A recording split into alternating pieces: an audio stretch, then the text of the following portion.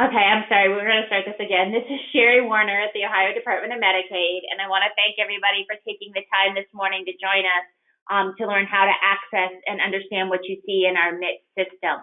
With me this morning here at Medicaid are Kathy Yoakum from Mental Health and Addiction Services and Monica Kagi from the Supreme Court. We will be taking questions throughout the presentation and stopping at specific points to make sure that everybody is clear on what we have just covered. We did this presentation earlier this last week and found that that worked very well. In order to ask your questions, we ask that you type them in the question box that you have access to. We will read them off and then answer them as we see them come up. We are recording this presentation and it will be posted so that if you need to review it, have someone else in your office watch it, you will be able to do so, and then provide additional training to others as you move forward. So we're going to go ahead and get started. Our agenda, we're going to do an overview real quick, which I guess actually we just basically did.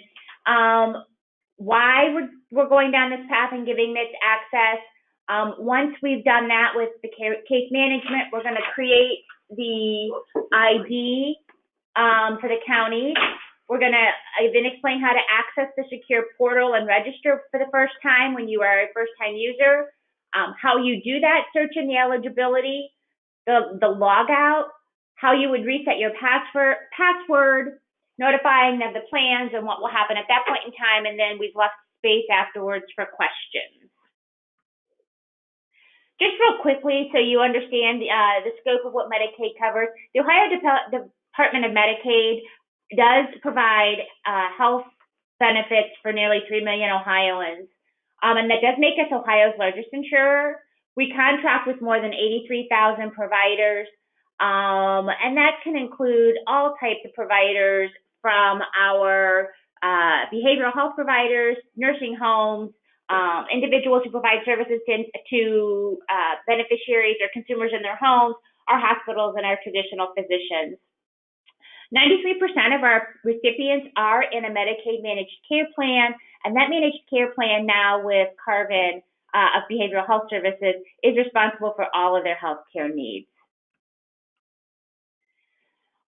Beginning in January of 2018, the Ohio Department of Medicaid went through a significant redesign of our behavioral health services, and these were all services that came online as of that point in time. From January 1st of 2018 to June 30th of 2018, these services were paid through the fee-for-service model, and then on July 1st of 2018, we carved all of that into our managed care program. So here are a list of services that under the for SUD treatment that are available now to Medicaid individuals who have Medicaid. There were some changes that went into effect on January 1st of 2017. I've just put them in here so that you understand that that happened a year earlier, and these were of specific interest to specialized dockets. The one change that specifically hits is of interest to specialized dockets on January 1st of 2018 is the coverage of the urine drug screens. Medicaid will pay for a urine drug screen that is medically necessary and that is supported by a clinical need. We will not pay for drug screens that are being used specifically to monitor an individual in a program or who is being monitored by a specialized docket or court for probation or some sort of terms to make sure that they are compliant with their legal the legal requirements of their judgment or sentence or anything along those lines. So there are some restrictions around the urine drug screens. Here they are. The treatment agency sends a sample to Medicaid, and it is still available when medically necessary. It's just not available for monitoring for the specialized docket. Now, if the two coincide, then obviously Medicaid pays, but you you cannot require, or Medicaid cannot pay if it's simply to verify for probationary terms or monitoring. Again, these were different changes and additional services which were added on January 1st of 2018. The redesign that occurred at that point in time was substantial, and we did add several new services, including the therapeutic behavioral services, intensive home-based treatment for youth, psychological testing, and the assertive community treatment for adults with serious mental illness. So, managed care, many people are familiar with managed care. Under this model, Medicaid pays our managed care plans, and we have 5 managed care plans that are a part of our general Medicaid system, and then we have 5 plans that offer what is called the MyCare. MyCare is a special program that is used for individuals who are dual eligible, meaning they're eligible for both Medicaid and Medicare, in 29 pilot counties. Those 29 counties are in and around our urban areas. And our dual eligibles in those areas are required to participate in the MyCare program. What you will see in that situation is it will say MyCare and then the company or the plan that has them covered. Other than that, everybody is in the general managed care program, and those plans include CareSource, Molina, Paramount, United, and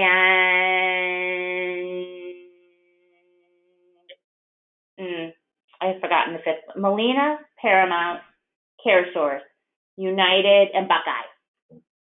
Under the managed care plan, we do pay the plan a PM capitation payment. That means that they receive a set amount per member per month. They are then the responsible party to contract with all healthcare providers who must deliver the medically necessary services to the members. The providers are paid then based on the contract that they have negotiated with the managed care plan. The managed care plan must meet the state set standards for access and for adequacy of provider panels in every region of the state, and they are held to health performance standards for our covered members. But the individual responsible for paying the medical bills is the managed care plan. So the providers must contract with the managed care plan in order to receive payment. Our managed care plans, because they are not the state benefit and are not limited by the state plan as fee-for-services, can act as a partner in support of the ATP program. They can do some additional things, including arrange medically necessary behavioral and physical health services. They have the ability to do much more in and around care management, which is why it's important to use them. We want them to be notified so they can act as a partner during this process. They do have the ability to put prior authorizations on certain services, and when an individual is in an ATP program, they want to be able to remove those barriers and the prior auth that may be in place. So notifying them will allow the prior authorization for MAT to be removed. They can help locate treatment providers. We do know that in some sections of our state, providers are scarce or there are a limited number, and the plans can help in getting somebody in to see a provider if it is for their member. They can also link to additional services and benefits. They can help provide services in and around transportation needs and link them to community services for food, clothing, housing, and those types of social determinants of health that need to be addressed. They also will be very interested in connecting the individual to a primary care physician, making sure that they're getting their basic healthcare needs addressed, and they provide that single point of contact for the member. In order to facilitate all of this and the collaboration between everybody, we're asking to simplify the communication between all the partners. This is, in order to do this, we're requesting that the participating specialized docket courts identify the participant's payer and they initiate that communication. So we are asking that you access the individual in our Medicaid eligibility system, which is known as MITS, that you look them up, find out which managed care plan covers that individual, and notify the individual, notify the managed care plan that the individual is participating in an ATP program. The communication helps in that it makes sure that the participants are referred to treatment providers and allows the managed care plan to remove administrative burdens and activate services in support of the individual. The target date for accessing the system will be up and running on January 1st in 2019, so you will be able to access this information after that point, so long as the court has entered into the data sharing agreement, which must be entered into prior to Medicaid allowing any court to have access to the MITS program. So just a couple of words. The data sharing agreement is necessary. The information that is going to be available in MITS is covered by numerous federal and state laws regarding privacy and healthcare information. And so that data sharing agreement protects us and protects you so that everybody understands exactly what must happen with this information as you are getting access to it. Those agreements are all out. If the court is having a specific issue with one of the agreements, and you can let me know, my contact information is at the end of this presentation, and we can try to work through those. I know that many of them are back and have been signed, and we appreciate that, and for the individuals who have returned those documents. If there is going to be an issue or a court is not going to be willing to enter into one of those, they need to contact me. So, do we have questions? I can pull it up if you want.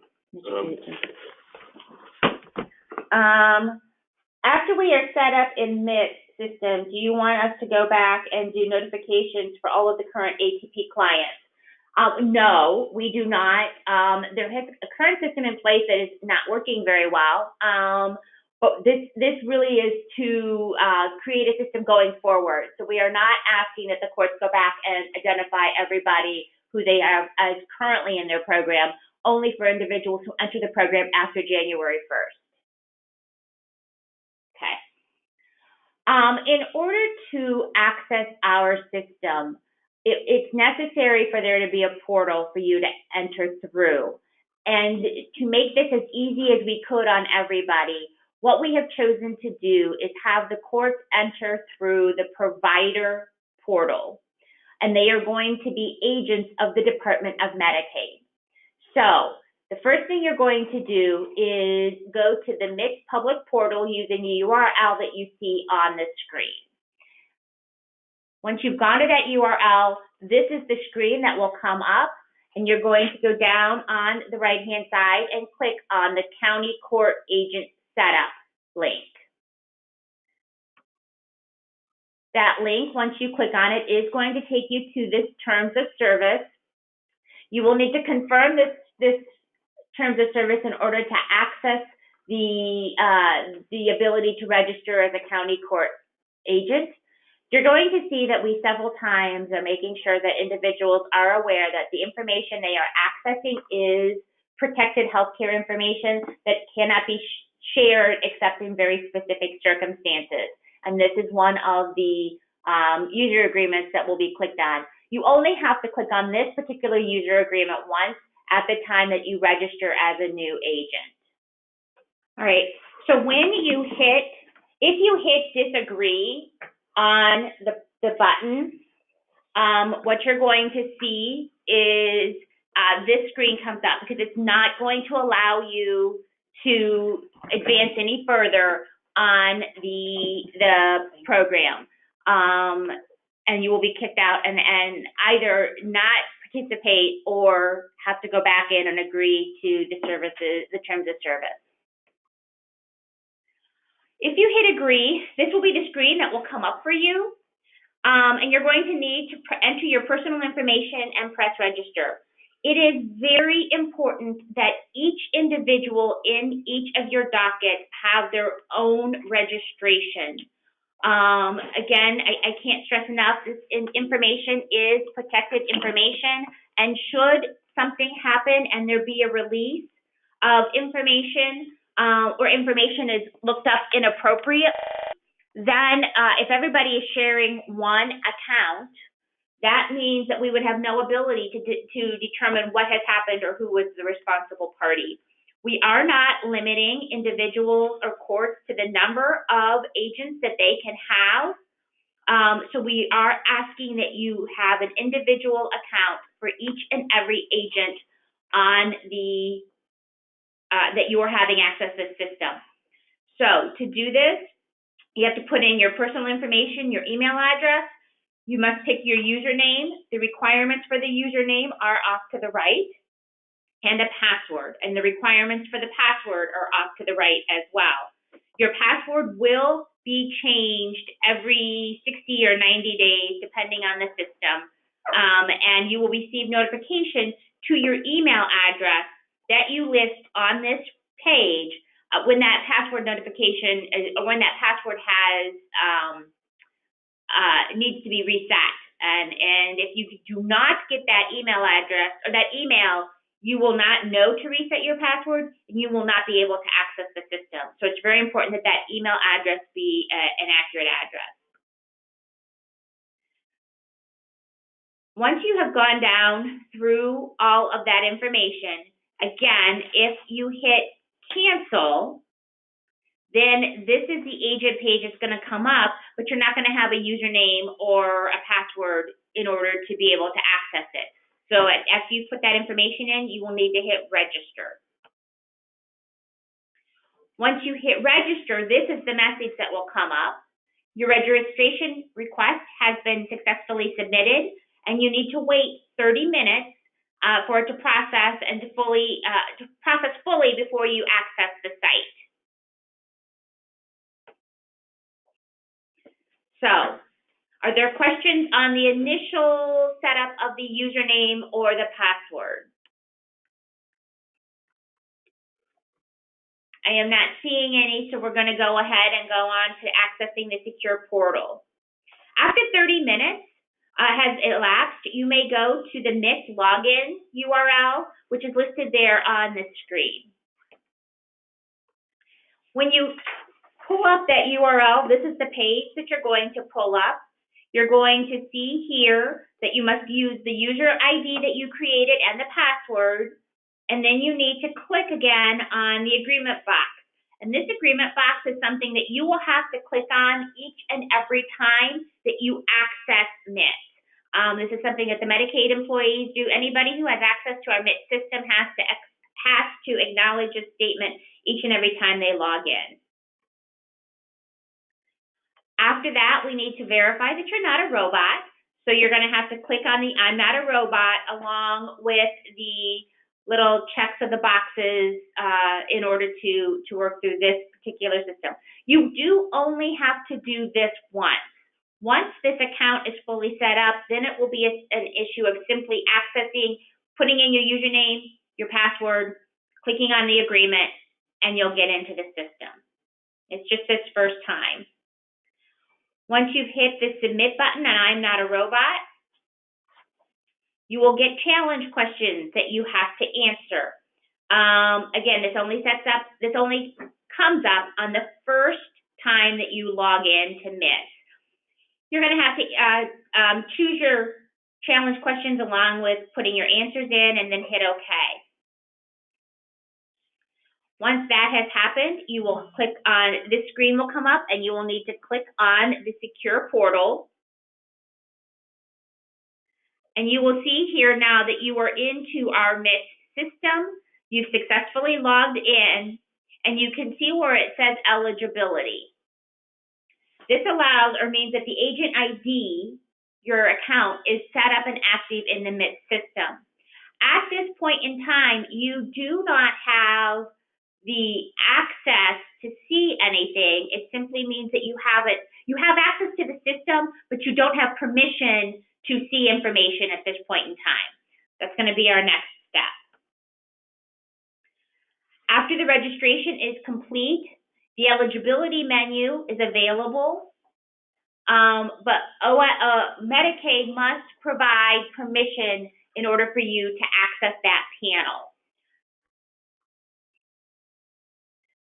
Once you have gotten to this step, you will need to log out, and you will need to send a request for permission to the ATP access at medicaid.ohio.gov email address.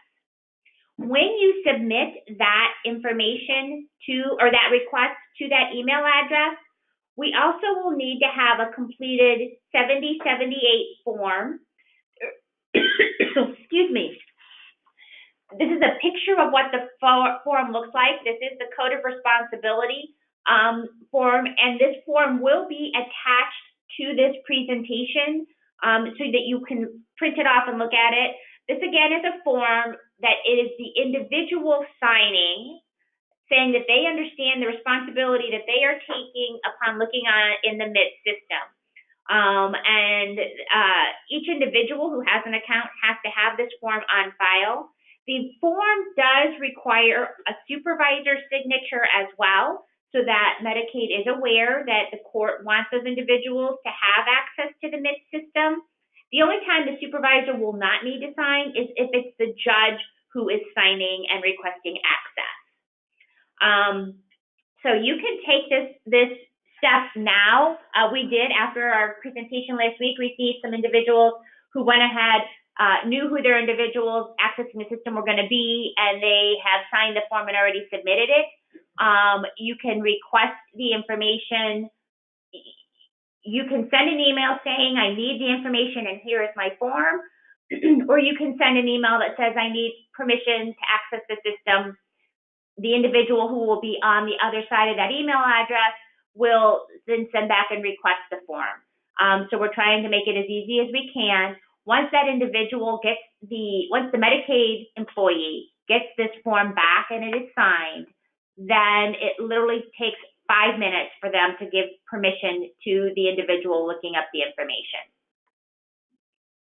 The other piece of this that's going to be important to remember is, as individuals receive access, it is also important to remove their access when they move on to a different position. Medicaid would have no ability or no knowledge of an individual who may have left their position. And so if they have a username and a password, they will be able to access the system even if they are no longer working for the court. And so it's going to be very important that when an individual switches positions or responsibilities and no longer needs to have access to the MIT system, that they go back, that somebody from the court submit that email to ATP Access so that we can remove their permission and access from the MIT system. Do we have questions now on how to set up that initial registration and or the 7078 form that will give them permission to access MIT? Will we be able to set up our MIT accounts prior to January 1st, 2019? I will need to get back to you on that. I know internally we have been testing it, but I am not sure if it's live facing to the public yet or to the courts yet. But I will get that information to you, find that information out and get it to you. Do we have any other questions? All right, we're going to move on to searching and viewing the recipient's eligibility. So you have an individual who is now enrolled in the ATP process or ATP program, and you need to find out who their managed care plan is. You will go in to your MIT access screen, put in your username and your password, and click the yes to the agreement and log in. That gets you into the secure portal, and you click on secure portal. And this will be the screen that will come up for you. In order to look up an individual, you will need 3 pieces of information. Either you need their social security number, their birth date, and the date of service, or their Medicaid billing number, their birth date, and their date of service. Remember that what I said is you are going in through our provider portal, and that is why you need the date of service. The date of service for you looking this up is a date either, the information is only valid from the date to the end of the month that it's searched. So all you need to do is put in your current date, and that will allow you to search the system. Once you put those three identifying pieces of information in, this is the information that you will see pulled up. I realize this is small, but what you will have is the individual's last name, their first name, gender, county of residence, and then if you look down, you will see under benefits and assignment plan, Medicaid, you will see a date, both an end date and an effective date. That is going to be important to you because if the individual's end date is in the past, that means currently they are not on or enrolled in Medicaid. Now, this could happen for a variety of reasons. The person potentially fell off because they didn't do the redetermination. They fell off because we had been notified that they had employment of some sort. But what that means is that as of the current date, the individual does not have Medicaid, and you need to work with them, or they need to go to their county JFS office and apply to be either reinstated or for their initial enrollment into Medicaid. If the date says 12/31/2022/2299, that's the date that says it's in the future and they have current Medicaid.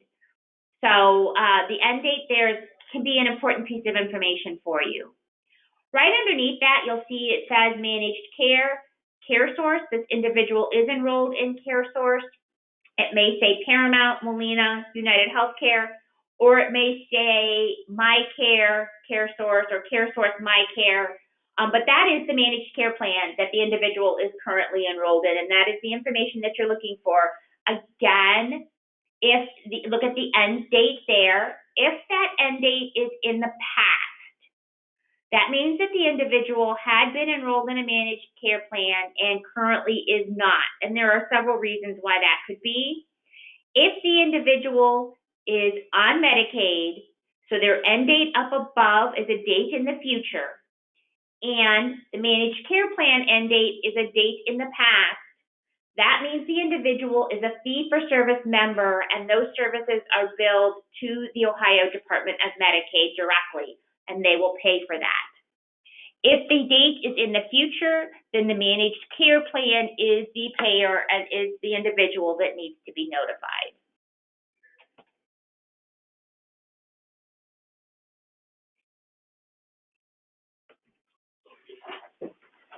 Yeah, there you go.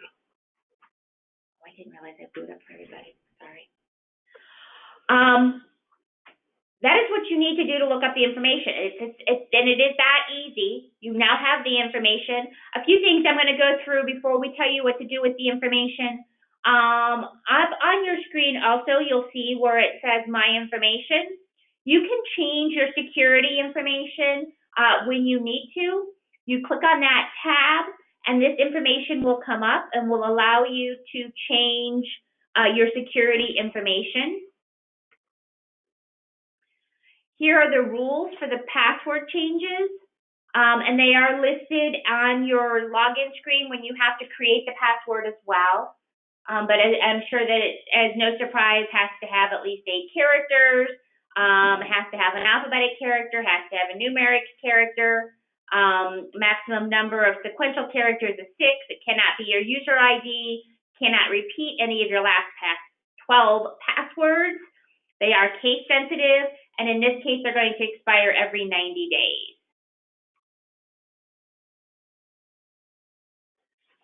To change your password, again, from that information you see, you can click it says change password. You put in your current password, you put in your new password, and you confirm your new password and hit OK, and the new password is now the active password.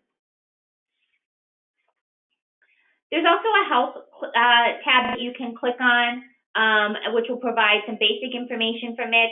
If you are having an issue, there is my contact information is at the end of this presentation. Kathy's is at the end of this presentation, and at any time you also can email that atpaccess@medicaid.ohio.gov. That will be an active email address that you can contact if you are having an issue with this process. To log out from the secure portal, you click the log out button. It's pretty simple, and then you'll get a sign that says you've signed off. Do we have any questions on that aspect of? Okay.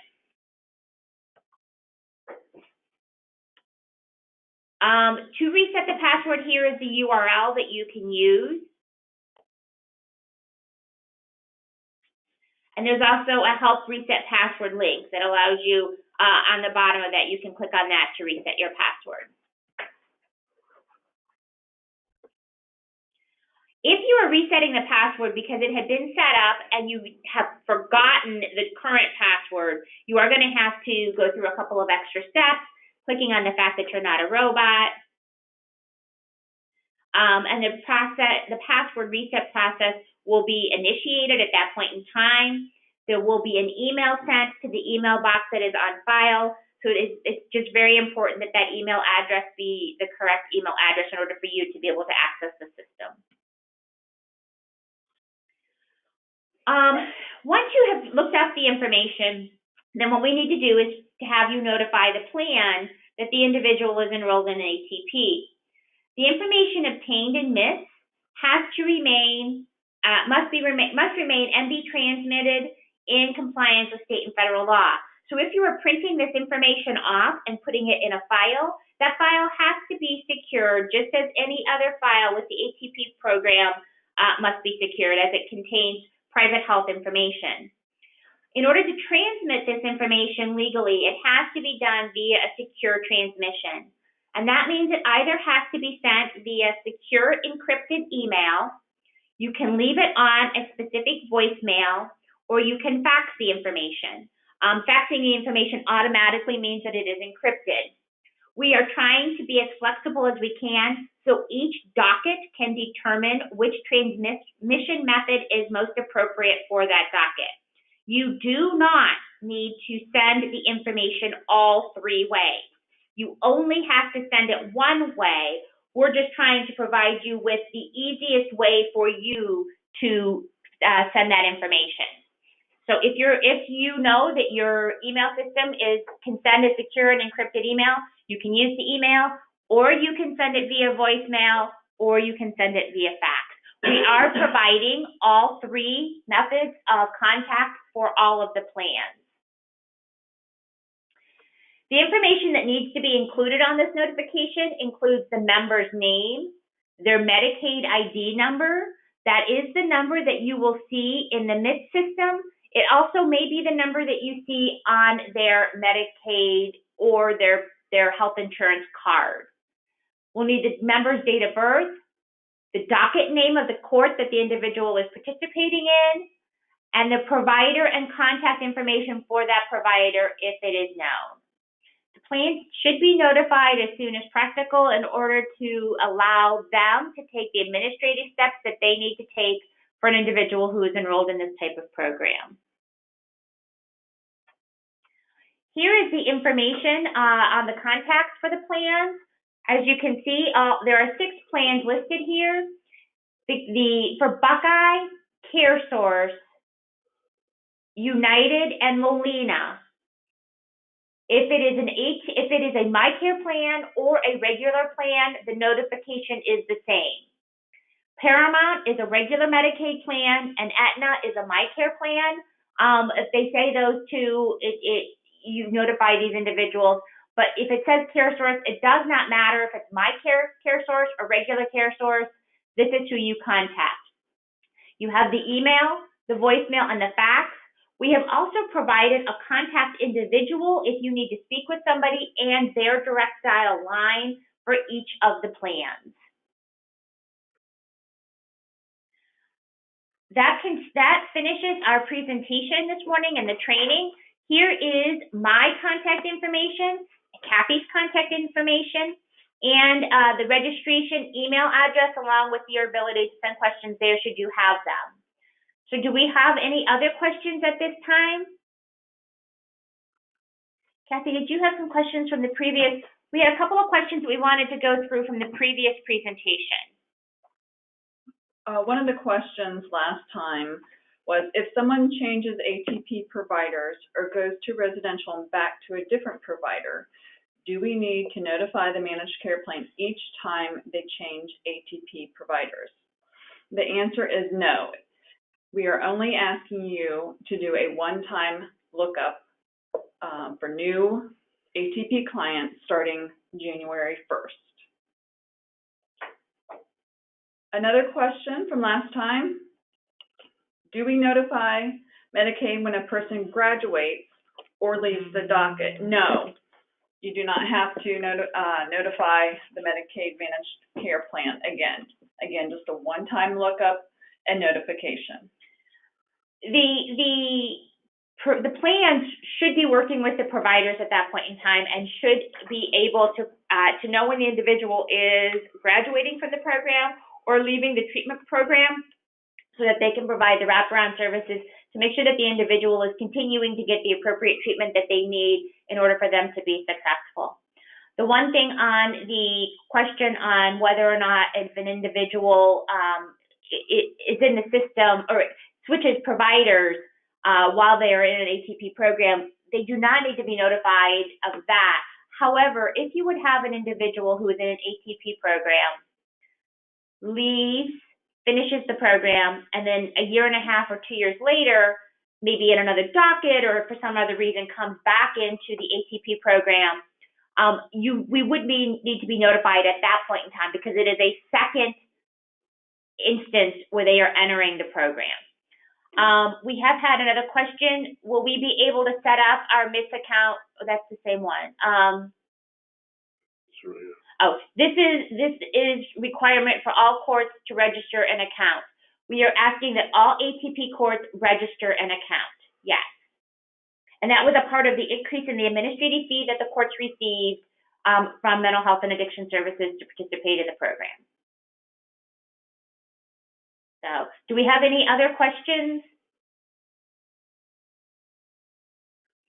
Okay. Again, I want to thank everybody for participating this morning. If you have questions, please contact me and or Kathy, and we can try to get those answered. And thank you for your time.